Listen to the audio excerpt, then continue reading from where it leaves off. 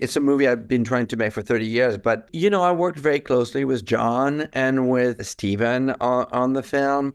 And so we compiled the list together. So I'm very proud of, my musical education, which I owe completely and exclusively to John Williams. And I think when people ask me why now, why am I making the film now, I said, because it's about time, right? Hi, Laurent. How are you? Guys, how are you? We are doing so well. We're so grateful for you sharing your time with us today. We absolutely loved what you did with this film, and I don't think there was any. We don't think there's anyone better who could have brought it to life. So we just wanted to say thank you right out of the gate for creating this. Oh my, that's so kind.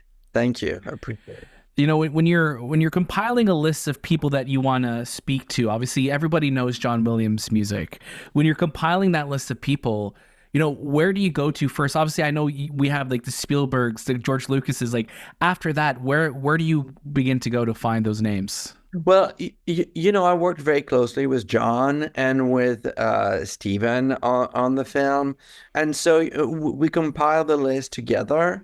And there were some other names. Unfortunately, we had it's a movie I've been trying to make for 30 years, but the actual production was so short because we wanted to really hit this year, that some people just weren't available or physically, able to be with us at the moment that we needed them to be. So there were some people that fell off, but for the most part, I think we got a really nice, broad, cast for the film. Yeah, and it's so funny you mentioned this has been 30 years in the making because John has been worthy of this for like forever, right? So to finally get it now is it's absolutely incredible. Yeah, and I think when people ask me why now, why am I making the film now, I said because it's about time, right? So, You probably had a great time also going through all this footage and all these different scores you're listening to.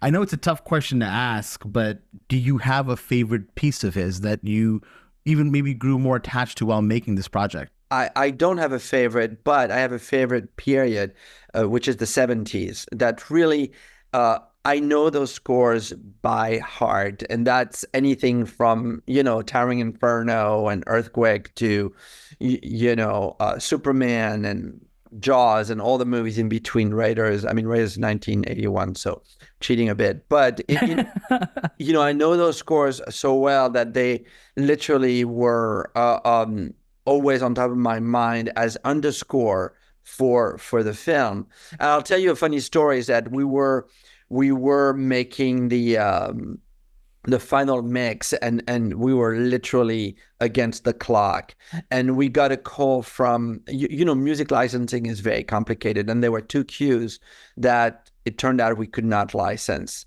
So I had to put my brain into how we're going to replace them in the next 5 minutes.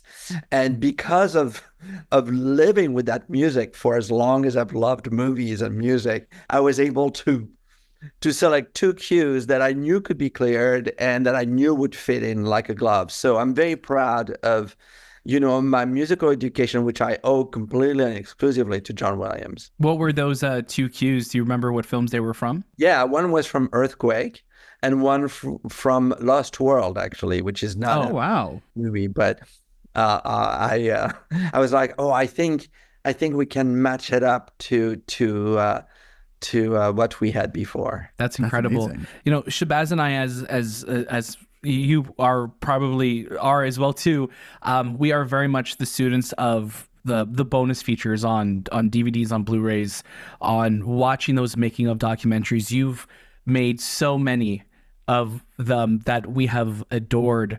And again, thank you for that. But we also want to know, are there any other making of documentaries for films outside of your own that you look to and be like, this is required for anybody who loves film, anybody who wants to study film needs to watch this? And if you want to use one of yours, we're okay with it too. You're asking me to plug somebody else's work? Yeah, I know, right? I realized as I was asking. No, it's